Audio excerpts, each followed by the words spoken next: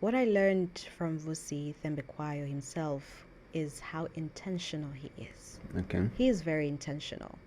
He didn't do things just the normal way. You know, when someone is huge, he has a name, he has a brand, as you've mentioned, he has a whole team behind him. Yeah. All over the world know about him. And then I think you educate a girl, you educate the whole community, and that is not a lie. Like, my education has helped me help some people. There are so many people behind me because I've broken certain generational curses, or opened some doors, because whatever room I will be in, I make sure that people get to know that there's Vivian. It doesn't matter, I'll say hi. Doesn't matter, I'll show up my hand, even if I won't be able to. Creating a female version of Vusi, that is a very powerful figure, and especially that now we say future is female, and I think it will be a very huge. Hello. Welcome back to Make Your Own Destiny podcast, the podcast that inspires you to shape your future. My name is Musa. I'm with my co-host Monty, and we are with a very special guest today. Her name is Vivian. Most of you probably know her. She was there at our event of Connectors Club where Vusi Thembekwayo was a keynote speaker. So most of you have probably seen her. She was at the VIP event and she really asked a very meaningful question that made Mr. Vusi Thembekwayo himself think before answering that question. I was honestly impressed, so we had to call her for our podcast. She has a lot to share, and she is a health advocate, which she is going to explain about that more later. So before we start, as always, like, subscribe, and comment down below. Let us know, what guest do you want to see next? Vivian, you're welcome. Thank you. How are you doing? I'm great. Okay. Hello, guys. Again, welcome back. So, for me personally, for the people that do not know you, who you are, the first question is, who is Vivian? And can you tell us a bit about your journey as a health advocate and your work with children? Okay. I would define myself as, first of all, a very God-fearing young woman. A young woman because I'm already 25, so a bit old. And my journey as a health advocate is because I have a medical personnel background. I'm a clinician by profession, and currently also doing studies on international relations and diplomatic atmosphere. But also, the journey started off by myself engaging into regional organization known as Southern African Youth Forum, which is a SADC regional youth organization that I am particularly leading the health department. And of course, I'm championing for malaria, diseases of neglected tropical diseases, rare diseases, issues of mental health for young people. And my journey honestly kicked off by volunteering. I took my time off, gave my skills, all knowledge I had to make sure that they see and notice what I can do, my capabilities, and they gave me an opportunity to now work for the organization. And my devotion for children really goes way back. There are things that I had gone through as a child that I would really want to change for the children of this generation, and of course the generation that is to come. And by bridging that gap now, developed that devotion to making sure that children are in a safe and they're living a happy childhood. Yeah, so. For the people that do not know, especially myself, could you explain more about the Southern African Youth Forum? Yeah, so the Southern African Youth Forum is, as I mentioned, it's a regional organization which is youth-led, and it operates within 16 countries of the SADC region, the Southern African Development Community. And what we do is to making sure that young people in the region are well represented, especially in the policy advocacy spaces, on governance, issues of peace and security, issues of health, environment, politics, culture, Pan-Africanism, because we believe that there's a reason why they formulated and created this region and came together to cooperate. And so there's also a need for young people to be involved during these processes. So that is why we have the platform to represent the young people of the SADC region. Okay. And you said you deal with children. So what are the specific problems that are facing the children that you're dealing with? Okay, so I devoted to children and currently have an NGO Okay. for children known as Watoto Africa Initiative, and that specifically deals with the issues of mental health for children. It deals with gender-based violence and violence against children, but also health and well-being of children, because if you think and look on things, children are the foundation of the adults that we see, the adults Okay. that we are. Whatever it is that you went through when you were young, Yeah. probably are the results of who you are now. So hence Watoto Africa, and hence I am doing what I'm doing to kids. Well, that's a bit about Vivian, and I hope we'll get to know more. I mean, not I hope, I know we will get to know more about her as we proceed forward. Now, Musa talked about the Connectors Club experience. You attended Connectors Club, I think it was your first time, right? What were your initial thoughts when you attended this event featuring Vusi Thembekwayo? Okay, so first of all, the word itself, the word of the event itself, the platform, Connectors Club. My journey is carried so much with the connectedness I have with people. My social capital is key to everything that I do. I am where I am as much as we have faith and believe in God, but I also believe God uses people to connect me to my opportunities. So it intrigued me to wanting to know what is happening in this Connectors Club. It's unfortunate this is the third time, and it was my first time to attend. But then that initially gave me that curiosity to know, how do people connect? And of course, getting to understand that it was Vusi coming through this event, that means it was a big deal for me, because he's someone that I also look up to as a public figure. There are so many young people that look up to me, but I also have people that I look up to, and Okay. him being one of them. So I was certain even the type of people that would be convening to that event will have specifics of things that I want and I'm looking for. Yeah. And I think that was the reason why I initially wanted to attend. But of course, the fact that we are connecting to young people, Yes. I believe it is okay and it is important for we young people to create opportunities for other young people to thrive. So if you've reached a certain step, then it's also key for you to create a space for other people to reach where you are. So The best thing that I learned throughout the event of Mr. Vusi, I think we talked about it, was mostly sales, because of the whole sales process that we went through with Mr. Vusi, and also personal branding. I really love the way he brands himself, the way he prices himself, and the way people look at him. I believe all of that is not just by luck, it's very well planned.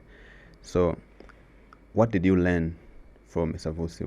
What were your key takeaways that you left with? well, I have one word for that. What I learned from Vusi Thembekwayo himself is how intentional he is. Okay. He is very intentional. He didn't do things just the normal way. You know, when someone is huge, he has a name, he has a brand, as you've mentioned, he has a whole team behind him. Yeah. All over the world know about him. And then he could have chosen to do it, you know, at an underrate or just like a normal event, but he gave his all. He was intentional about his coming. He was intentional when he came, how he delivered his messages to young people.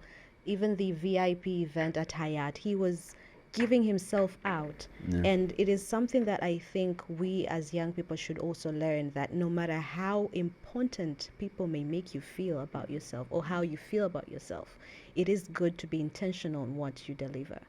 So it has really boosted up my determination and dedication to what I am currently doing, so that I can, you know, stay committed and keep the brand and maintain it to that value.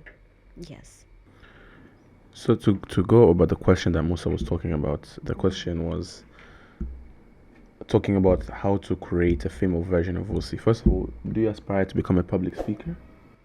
Well, I think I already am, just not to that extent, but I think with the platforms that I've been to, with the audience on social media that I have, whatever it is that I share, I'm speaking to the public. So automatically I am a public speaker.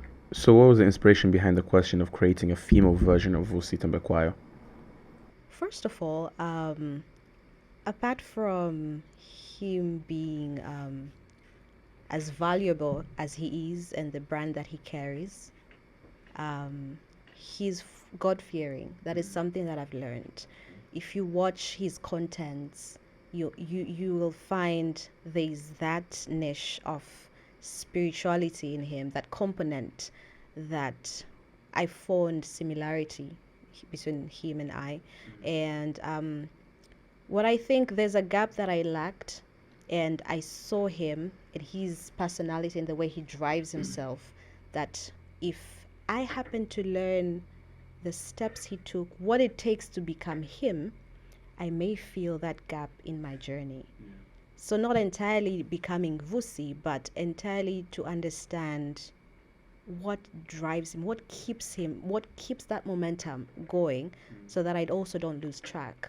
And creating a female version of Vusi, that is a very powerful figure, and especially that now we say future is female, and I think it will be a very huge result for me. And yes, it is, and of course, it is how intentional he is. And I think a lot of young people, especially if I give myself an example, there are certain opportunities, or maybe there are certain things that I sometimes maybe take for granted, but having seen that you've reached where you are and you still take every little thing very considerately and very important. So I think that is one thing that I've carried. And of course, I would maybe make a better version of Vusi. As he said, I should become better than him. So I'm We're looking here to see forward. that. Me too. I can't wait. Vusi has an attention to details that is unmatched, because I remember when he came here, we didn't pay him about $40. He really paid attention to that $40, even though we had paid more before. So that really showed me that this guy has like proper attention to details. Yeah. Exactly What what about I'm talking that? about. Yeah. But it's also about having a nice team behind you. Everything he puts into consideration. When he says, I need 2 screens, it's 2 screens. When he says, there should be Wi-Fi, there must be Wi-Fi.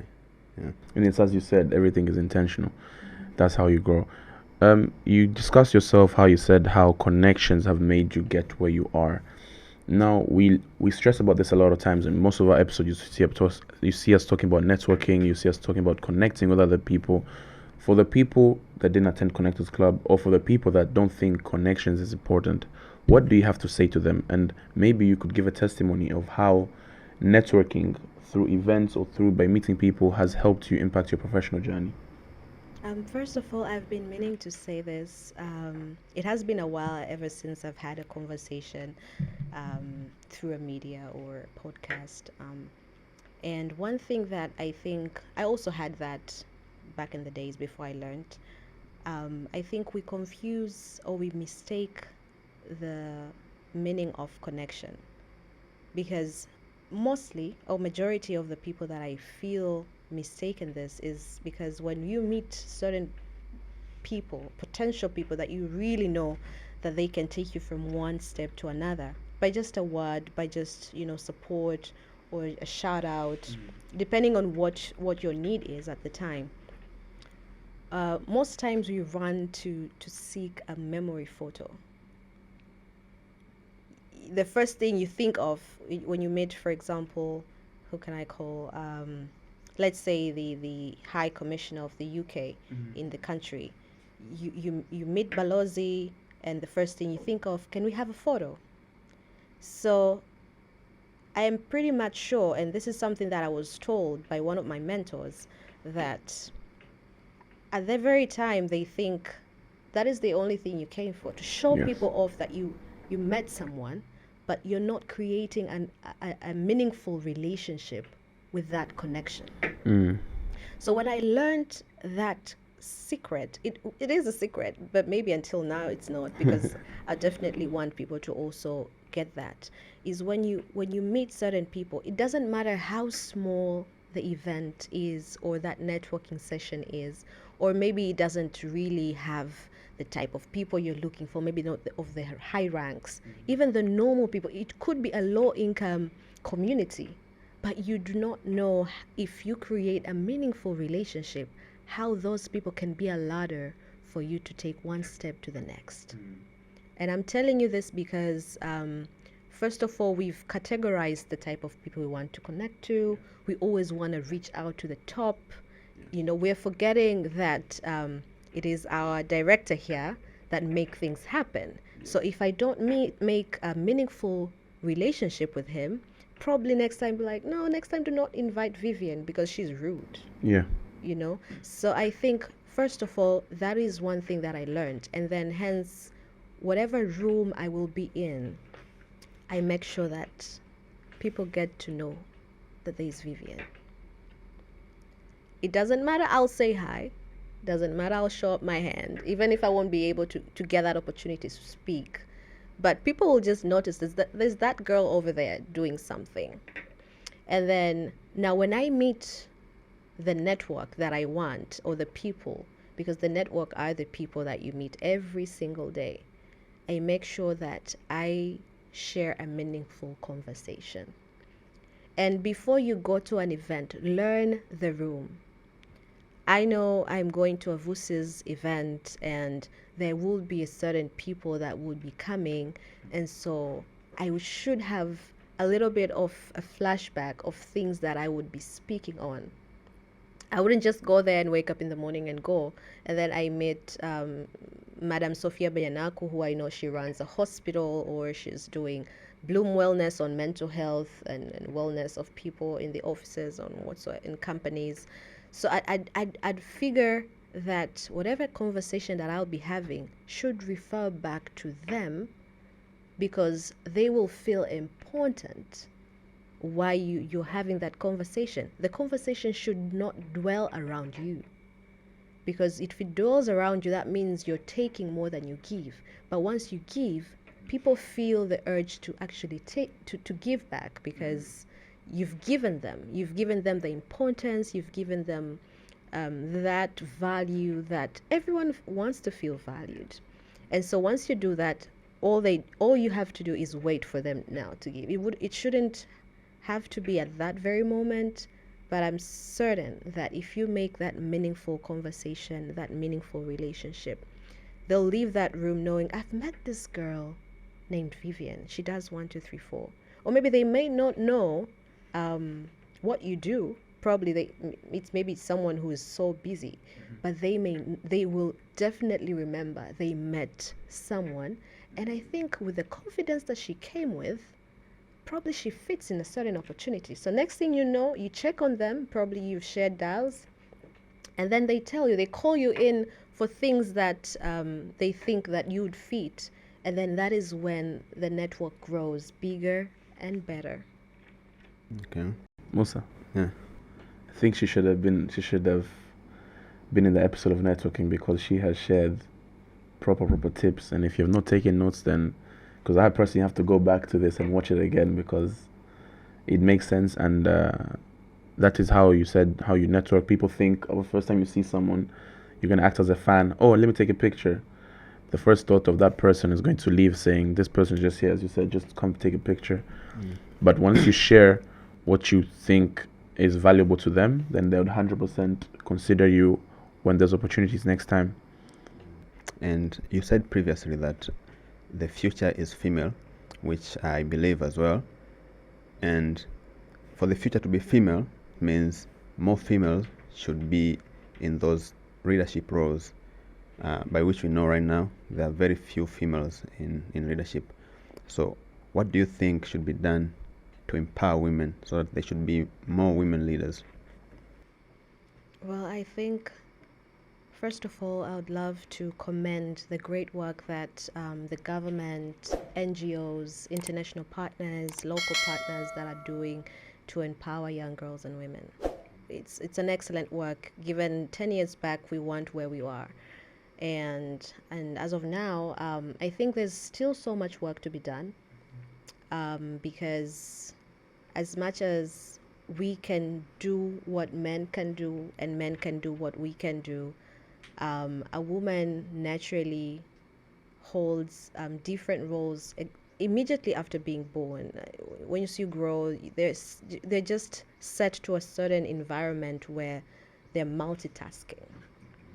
Yeah, and now one thing that I would say to empower women and young girls, support that is needed, is first of all, the gap that I see as Vivian is the financial inclusion, the financial empowerment, the financial education, and to not leave that room. As much as education is key, I think that financial inclusion for women to understand, about the bigger picture of how they can stabilize themselves financially. And that is brought by a foundation by them first being educated. I think you educate a girl, you educate the whole community, and that is not a lie. Like, my education has helped me help some people. There are so many people behind me because I've broken certain generational curses, or opened some doors because I am exposed, I am educated, and I'm now well informed of certain things. And imagine if there are 100 Vivians, how many people would be supported on or and being held their hands. And why did I stick to financial inclusion is not in the sense of becoming stronger or powerful than men. And I think this is one thing that maybe people mistaken it about. When you empower a woman and you make her financially stable, trust me, it will be very rare you find an unstable family. If that woman has stand still and she's having her income, she can do this, she can support her partner probably in marriage, it is very hard for that family to shake economically, because a woman is also being responsible there. But then once you position her into depending on someone to earn or to just get her needs, that means once that help isn't there, for example, her husband dies, or maybe her parents are no longer there, that means she'll be vulnerable. Now that turns us into a lot of vulnerable conditions, situations that how women go through it, and some people take decisions to use their bodies so that they can survive and live a certain lifestyle. But I'm pretty much sure once they were positioned in a way they can survive on their own without thinking that I could take advantage of what I have to earn or to get something, would make the world a better place. And I think it would also minimize the gap of gender inequality, because we'll all have same stakes, and then we'll now act as equal partners and do things smoothly and seamless. Yes. So that's how we should empower women. As a woman, how should women move so that they get to these opportunities? As you say, for example, if you can be empowering someone, but if they don't want to be empowered, they're not going to get anywhere. So how should women act to make sure that even these opportunities land on their feet? Okay, first of all, I think once an opportunity is given to a woman or a young woman or a young girl, it shouldn't make them feel as if they're favored, because once you have that notion in your head, that means even if you make certain things, or maybe you become lazy, you become less drawn to the opportunity or to work on it, you'll be like, no, there will be another one that will be favored unto me.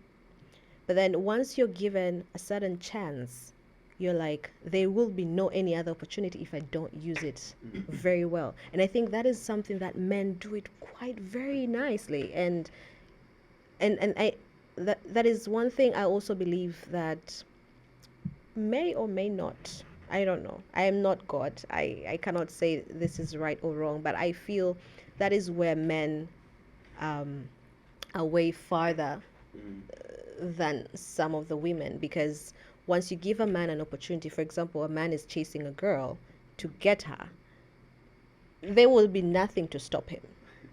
He will be going off limits He'll do because the he's impossible. the impossible because he wants that woman. So if we had the same thought or the same energy dedicated when given opportunities, I'm very much sure it would be the best way to reach successfully to where we want to reach. And yes, we shouldn't feel that we are entitled, but once given, then make use of it meaningfully so that people can really say that you're given an opportunity not because you're a woman, but because you can actually do it. You can actually commit to it and you stay dedicated to what is entrusted to you. That's really nice. In everything we do, we face challenges. My challenges might be different from Monty's or from you. So I would like to know, and probably the people would want to know, that what challenges do you face in your work as an advocate? You already talked about financial challenges. What Okay. more challenges? Okay. Yeah. Well, personally, I work for a regional organization and I also have a non-profit organization. At the same time, I also do other personal engagements, like supporting the Connectors Club work or several others. So making sure that as an advocate, people stay on the same page to define the works that I do, no matter how different I may come with different things. And because it is also important not to confuse your niche of people that look up to you, your audience, um, especially with the power of the social media platforms that is given to us. Yeah, and that is one thing that I'm really, really doing my best to making sure I stick around in the same movements that they know me for so that I can also see the growth of what I do. But of course, as an advocate, there are certain things that quite are challenging. For example, I'm working on a tobacco control project, and I'm in a country where we're the second highest producers in Africa. In Africa, and it is quite, you know, challenging to see how tough that is, and you're a young person, you're trying to advocate for something that the ministers are trying to push us to be the first producers in Africa. And you're here telling them to make the laws straight, to abide to the framework of the WHO. It is challenging, but is it impossible? It's not. So what I'm doing is being hopeful and become now intentional of what I do and standing my grounds that no matter how much we are striving as a country to become the first producers, but we also have to speak on the implications and the effects of what we are trying to move with it. And I think you just move no matter how bad or tough it becomes. And so long as it's the right thing that I'm doing, because I'm a medical personnel and what I'm standing for is it, then it's fine. And another challenge is, of course, now that I'm advocating for certain things and I have, I could say for me, it's a huge audience, and I'm really grateful for the people that support my work. It is now finding ways to help them, because you might find questions come at me: how do I become you? How do I do things that you do? It gets a bit it keeps me thoughtful to think, how am I supposed to do this? I've not reached where I want to get, but I think there would be also a possibility to help someone, but how am I going to do it? So that's something that I keep asking myself each and every day. and for whoever that I'm able to support, listen to. Sometimes you just have to listen to people. You just have to hear them out. You just have to say few words. But then there are people that really look up to you in a sense that you have to do something. And I'm hoping by the blessings of God, I will be able to do that someday. You've talked about how some people try to ask you how to be you. They would like to be you. So what advice would you give to someone looking to start a career in advocacy, especially in the health sector, so that they don't become you, but they can become a better version of you? Okay, I see the Vusi question coming in. But I think first of all is to understand what area in the health sector they want to advocate in. The health sector is broad. I am doing plenty of things in the health sector because I am leading a whole department.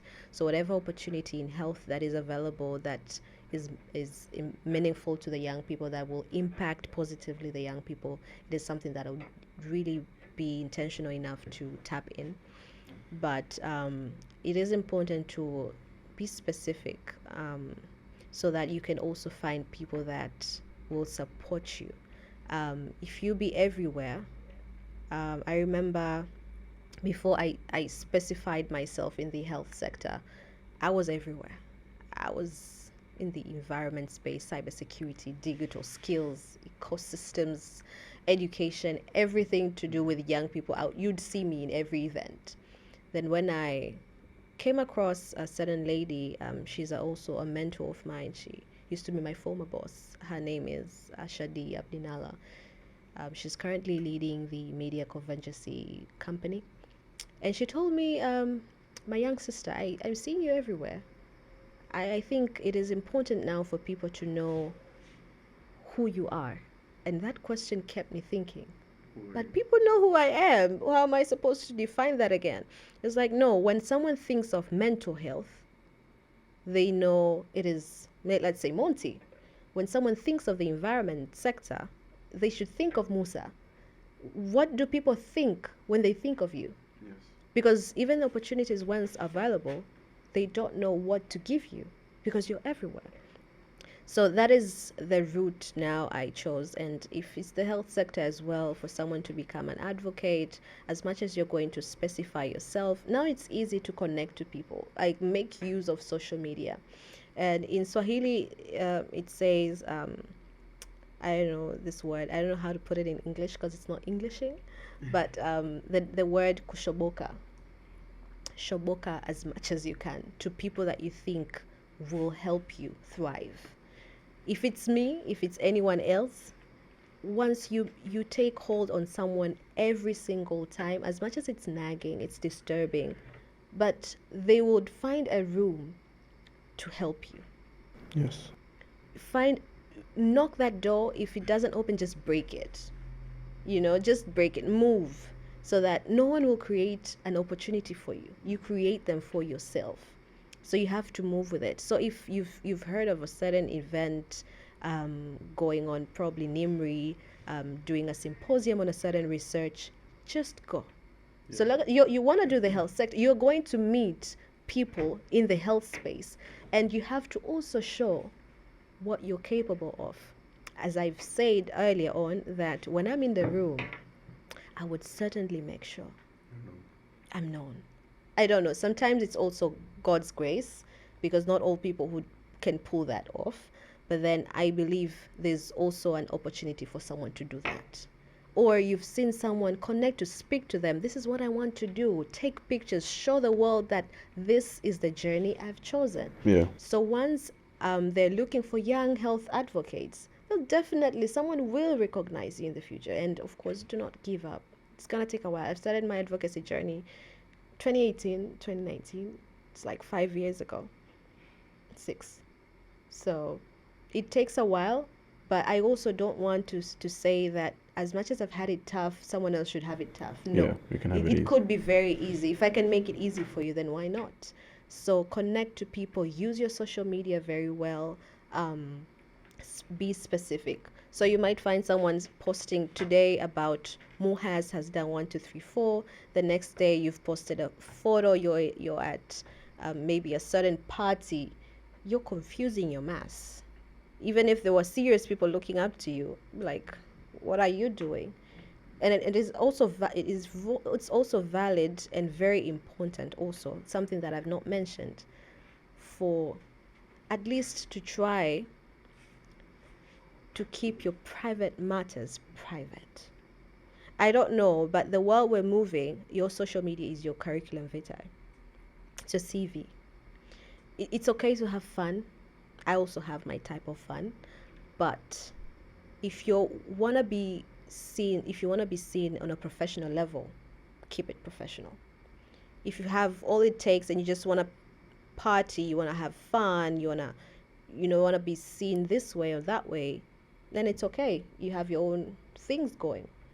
But if you really want people to consider you a health advocate, this is what you do, then display yourself as that way. Use your LinkedIn well. People don't use LinkedIn as much, but I have 16,000 followers on LinkedIn. Yeah, I started using it once I graduated my ordinary level. So it is very vital to use these platforms to showcase what you want people to see and regard you as, and hence you can make a very good, amazing advocate. You previously talked about a woman who inspired you to find your niche, because as you said, you are everywhere. You're doing women, yeah. So we all need role models in our lives because they inspires us to be like them. So I would like to know, who are your role models and what are the takeaways that have inspired you to be like them? Well, first of all, we have role models for, maybe I have role models for each and every aspect on life. And spiritually, my mother is my role model, my very first, because she taught me, she groomed me to know what spirituality is, who God is, how to be godly, how to live by that path in faith. And I think faith and being God-fearing, there are things that have passed me by, bad things actually, because I had that fear. And it is only through her I was able to learn and, grow in that journey. And I think that is the number one thing that I consider in my life to be a successful thing.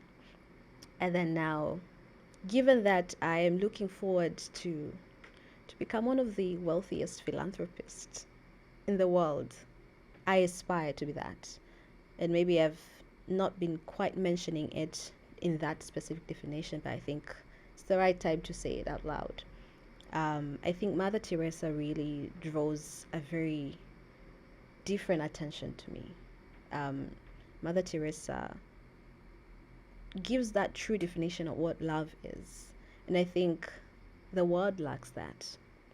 And we're growing, we're youth, and you'd hear conversations of young people do not like each other, young people are, envy each other. It's all because we lack love, we lack that sense of humanity, we lack that sense of unity. But once you think of, if it's one thing that would bring the world together, is love. And she defined it by helping people, supporting people, the needs, the sick, the poor, the orphans. And if it is one quote that really also gets my attention from Mother Teresa, is not all of us can do great things. We're different. Yes. But then we can do small things with great love. I come to you, you're having a bad day, and I tell you, "Hi Monty, how are you doing? Are you okay?" If you're really going through something, that would hit really different, because I spoke it in a tone and in a way that you'd feel that I'm very concerned about you. It's not like, "Hi Monty, yeah, what's up?" Yeah, you'd be like, you just answer me because I've asked you how is it going. Yeah. So Mother Teresa, I can't be her. That is something that I don't think I can, because she's just her. But then I've learned to have a bits of what she's had. And as an aspiring philanthropist, and I think that is the best way I could learn from someone, so that I cannot stop giving. I give. Is it my time? I give. If it's my resources, I give. As much as also, we want to be successful, we want to earn. There's a place to be business, but there's a place to be a human. And being human is being kind and being full of love. And that is my number one role model. Like, apart from all the others, I'm inspired by so many people. You guys inspire me, if I haven't mentioned that. But then that is just that woman that inspires me. Who's number 2? Okay. Oh, this is tricky. Okay, I said I have so many role models, and Mother Teresa being number 1. I would say for now, number 2. Well, I mentioned my mom. I did. I would say Her Excellency, Dr. Samia Suluhu Hassan. Number 1 female president in the whole East Africa, 100%. doing what she does. She took the country where it was very unstable. Yes. No one knew she was able to do what she did. Until now, we're moving. We're going to the next election, and She proved them wrong. she proved them wrong. And I would definitely want to prove some people wrong. 100%. Now, we've decided to start a new culture in Make Your Own Destiny podcast where a guest leaves a question for the future guest that is to come without knowing who the next guest is. Now, what question do you have for our next guest? Well, for the next guest, the next unknown guest. Yeah. Okay, I don't want to be so hard on the next guest. Just have a simple question. And that question would be, if given an opportunity in the next 5 years, what do you see the world in fighting for gender equality? Do you see a balance between men and women?